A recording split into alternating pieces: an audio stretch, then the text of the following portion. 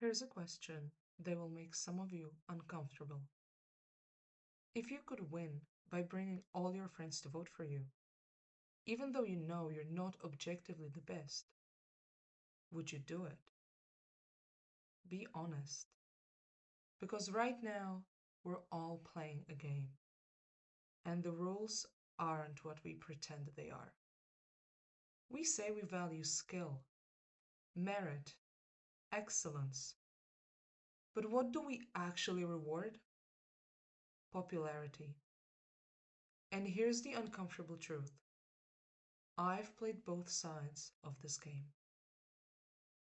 Fourth year in Prague, student organization elections, international NGO. I was qualified. 3 languages, policy experience, government internships. I worked my ass off while juggling part time jobs and 3 degrees.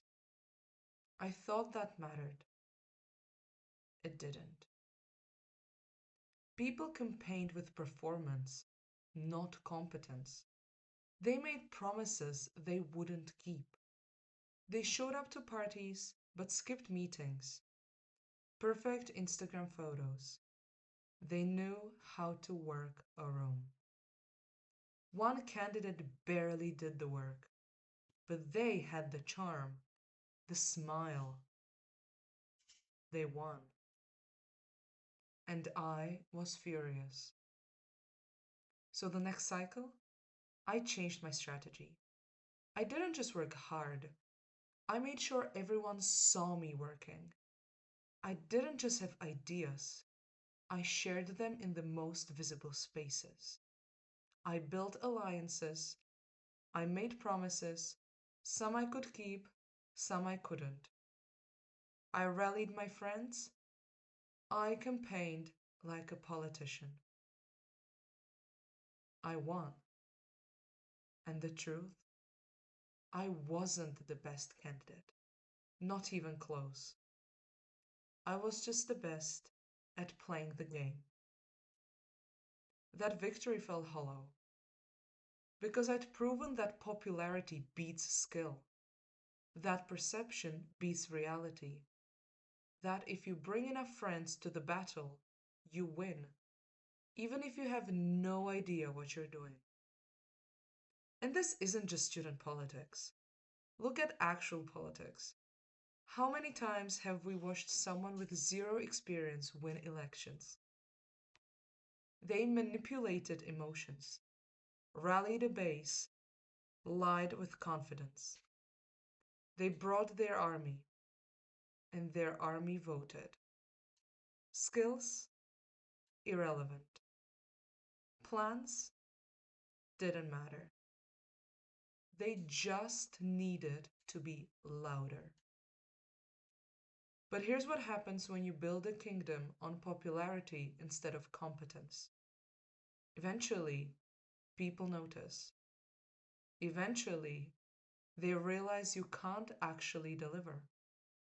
Eventually, the gap between who you said you were and who you actually are becomes impossible to hide. And that's when the coup happens. Whether you're a king or a queen, be very careful what you do in your kingdom. Because the same people who voted you in, they're watching. And when they see through the performance, when they realize you lied about what you could deliver, about who you are as a person, they will take you down. And if you're sitting here thinking, wait, is she talking about me? Yes, I am.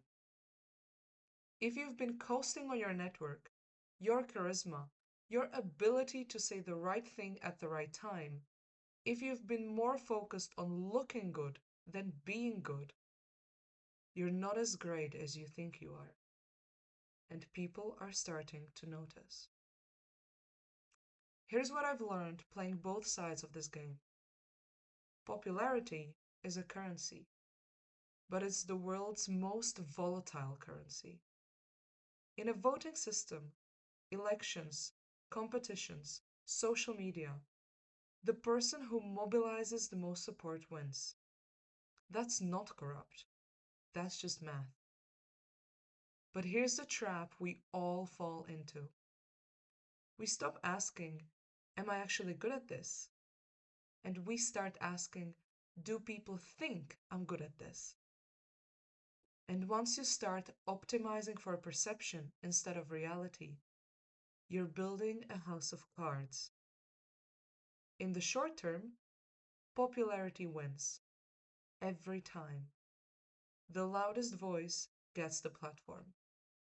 But in the long term, skill is the only thing that saves you. Because eventually, you have to deliver. Eventually, people expect results. Eventually, the performance isn't enough. And that's when the coup happens.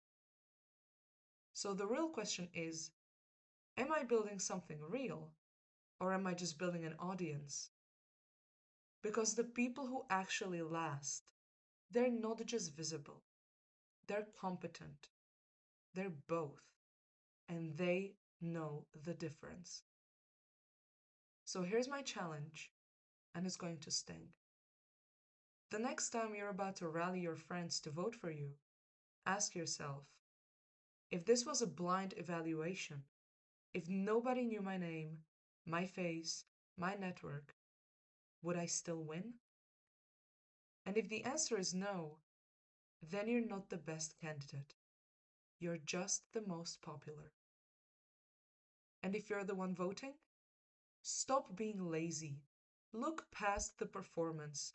Look past the biggest following. Ask, who's actually done the work? Who has the skill? Who's going to deliver when nobody's watching? Because here's what nobody wants to say out loud. Every time you vote for popularity over skill, you're building a system where mediocrity wins.